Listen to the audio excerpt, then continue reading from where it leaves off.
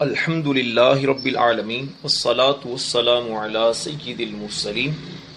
معزز طلبہ کرام، کوئی بھی جملہ یا کلام دو کلموں سے کم نہیں ہوتا، چاہے وہ دونوں کلمے لفظاً ہوں، یعنی پڑھنے میں آئیں، جیسے الفناء وسیع، میدان کھلا ہے، جلس ولد، بچہ بیٹھا ہے۔ ان دونوں مثالوں میں دونوں کلمے لفظوں میں ظاہر ہیں، یا بظاہر ایک کلمہ ہو اور دوسرا اس میں پوشیدہ ہو، جیسے تکلم، تو کلام کر، یہ بظاہر ایک کلمہ ہے اور دوسرا کلمہ اس میں انتا پوشیدہ ہے، اور دو سے زیادہ کلموں کی تو کوئی حد نہیں، جیسے التلمیذ یقرأ الکتاب فی الغرفۃ، طالب علم کمرے میں کتاب پڑھتا ہے۔ یاد رکھیے گا، ہر کلمہ جملے کا جز شمار کیا جاتا ہے۔ اب ایک جملہ میں کئی کلمات ہوتے ہیں، اس لیے اسم، فعل اور حرف کی پہچان کے لیے چند علامات بیان کی جاتی ہیں، تاکہ ان کی علامات کو پہچان کر آپ کو پتہ چل سکے اسم کون سا ہے، فعل کون سا ہے اور حرف کون سا ہے۔ بنیادی طور پر چونکہ کلمے کی تین قسمیں بنتی ہیں، اسم، فعل اور حرف۔ جو کلمہ اکیلا اپنا معنی ظاہر کرے اور اس میں کوئی زمانہ نہ پایا جائے اسے اسم کہتے ہیں، جیسے قلم، اور جو کلمہ اکیلا اپنا معنی ظاہر کرے اور اس میں کوئی زمانہ بھی پایا جائے اسے فعل کہتے ہیں، جیسے سارا یسیر، اور جو کلمہ اکیلا اپنا معنی ظاہر نہ کرے اسے حرف کہتے ہیں، جیسے من اور الی۔ زمانے تین ہوتے ہیں، ایک تو ہے ماضی یعنی گزشتہ زمانہ، دوسرا ہے حال یعنی موجودہ زمانہ جو گزر رہا ہے، اور تیسرا ہے مستقبل یعنی آئندہ زمانہ۔ تو اب چونکہ اسم، فعل اور حرف کی جب علامات بیان کی جائیں گی تو ان زمانوں کا بھی اس میں ذکر ہوگا، تو آپ نے توجہ کے ساتھ اسم، فعل اور حرف کی علامات کو ذہن نشین کرنا ہے، تاکہ جب کلام پڑھیں، عربی عبارت پڑھیں، تو آپ کو پتہ چل سکے کہ یہ اسم ہے، یہ فعل ہے اور یہ حرف۔ اسم کی علامات پہلے بیان کی جاتی ہیں۔ اسم وہ کلمہ ہے جس پر الف لام آ جائے، جیسے الکتاب، القرآن۔ دوسری علامت، جس کلمے کے آخر میں تنوین ہو وہ اسم ہوگا، جیسے زیدن، اس کے آخر میں تنوین ہے۔ نمبر 3، تثنیہ کا ہونا، یعنی وہ اسم جو دو افراد پر دلالت کرے۔ یاد رکھیے کہ فعل کے وہ صیغے جو تثنیہ اور جمع کہلاتے ہیں، جیسے ضربا، ضربو، وہ فاعل کے اعتبار سے ہیں، ورنہ فعل نہ تو تثنیہ ہوتا ہے اور نہ ہی جمع ہوتا ہے، تو یہ فاعل کے اعتبار سے فعل کو تثنیہ یا جمع کہا جاتا ہے۔ نمبر 4، جمع ہونا، یہ بھی اسم کی علامت ہے، جیسے مسلمون۔ تثنیہ کی مثال جیسے کتابانی۔ اور 5ویں علامت، مذکر ہونا، یہ بھی اسم کی علامت ہے، جیسے ضاربن، مارنے والا۔ نمبر 6، مؤنث ہونا، جیسے ضاربتن، مارنے والی۔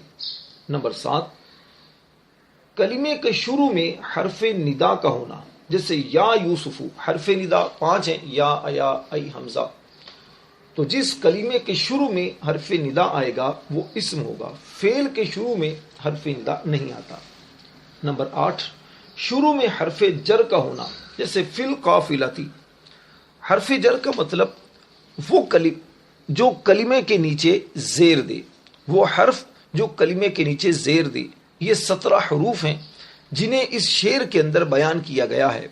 باؤ، تاؤ، کافو، لامو، واؤ، منزو، مزخلا، ربا، ہاشا، من، عدا، فی، عن، الا، حتی، الا۔ نمبر 9، موصوف ہونا، جیسے عبد، مؤمن۔ اس مثال میں عبد یہ اسم ہے، موصوف اسم ہوتا ہے، فعل کبھی بھی موصوف نہیں ہوتا۔ نمبر 10، منصوب ہونا، جیسے رضوی، یعنی ایسا اسم کہ جس کے اندر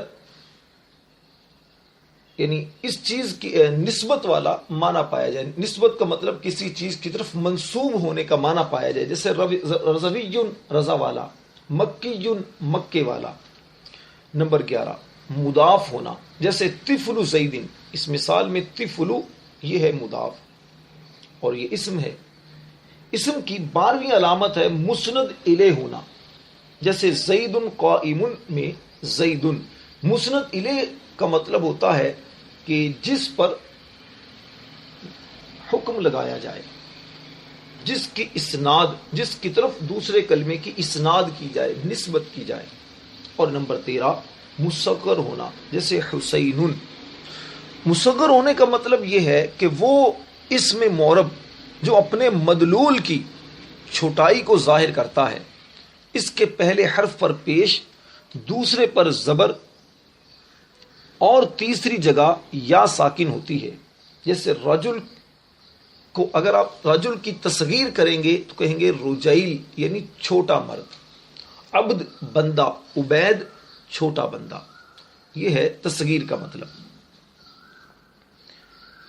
اور یہ اسم کی چند علامات ہیں. فعل کی علامات, جس کلمے سے پہلے قد آ جائے, جیسے قد خلت, جس سے پہلے سین یا سوف آ جائے, جیسے سیعلم سوف یعلم. جس کلمے سے پہلے حرف جازم آ جائے, جیسے لم یکتب. حروف جازمہ یعنی وہ حروف جو فعل پر داخل ہو کر اسے جزم دیتے ہیں 5 ہیں. لم, لما, لام امر, لائے نہیں, ان شرطیہ. فعل کی 5ویں علامت یہ ہے کہ وہ مسند ہو, جیسے ذہب ولد. مسند ہونے کا مطلب یہ ہے کہ جس کی اسناد کی جائے. 6ٹھی علامت یہ ہے کہ جس کے آخر میں نون تاکید آ جائے, جیسے لینصرن, لینصرن. نون تاکید, چاہے نون تاکید وہ نون ساکن ہوتا ہے جو فعل کے آخر میں لگایا جاتا ہے. اب وہ نون ساکن بھی ہو سکتا ہے یا پھر مشدد نون بھی ہو سکتا ہے. نمبر 7 جس کے آخر میں تا ساکن آ جائے, جیسے خرجت. نمبر 8 جس کلمے کے آخر میں ضمیر مرفوع متصل ہو, جیسے نصرتو, اس میں تو ضمیر مرفوع متصل ہے. یہ ہیں فعل کی علامات. اس کے بعد حرف کی علامت. حرف کی علامت یہ ہے کہ اس میں اسم اور فعل کی کوئی علامت نہیں ہوتی. البتہ حرف کے چند فوائد ہیں, جیسے 2 اسموں یا 2 فعلوں یا 2 جملوں یا اسم اور فعل میں ربط پیدا کرنے کے لیے یہ استعمال کیا جاتا ہے. جیسے زید فی الدار, اب زید بھی اسم ہے, الداری بھی اسم ہے, ان دونوں کے درمیان رابطے کا جو کام کیا ہے وہ فی نے کیا ہے, تو فی ہے حرف. زید فی الداری, زید گھر میں ہے. ان اسم, فعل اور حرف کی علامات کو اچھی طرح ذہن نشین کر لیں. جب بھی آپ کے سامنے کوئی بھی عربی کلام آئے, عربی عبارت آئے, تو اس میں آپ نے سب سے پہلے غور کرنا ہے اسم, فعل اور حرف کو. اس کو غور کرنے کے بعد پھر آگے جائیں گے کہ یہ معرفہ ہے یا نکرہ ہے. اگر اسم ہے تو پھر آپ اس کی ڈیٹیل میں جائیں گے کہ معرفہ ہے یا نکرہ ہے, مذکر ہے یا مؤنث ہے, معرب ہے یا مبنی ہے, اور پھر مبنی ہے تو مبنی کی کون سی اقسام میں سے ہے, اگر معرب ہے تو معرب کی کون سی اقسام میں سے ہے. اس انداز سے پھر آپ آگے آگے اس کی ڈیٹیل کریں گے. اللہ تعالی ہم سب کو صرف و نحو میں مہارت عطا فرمائے.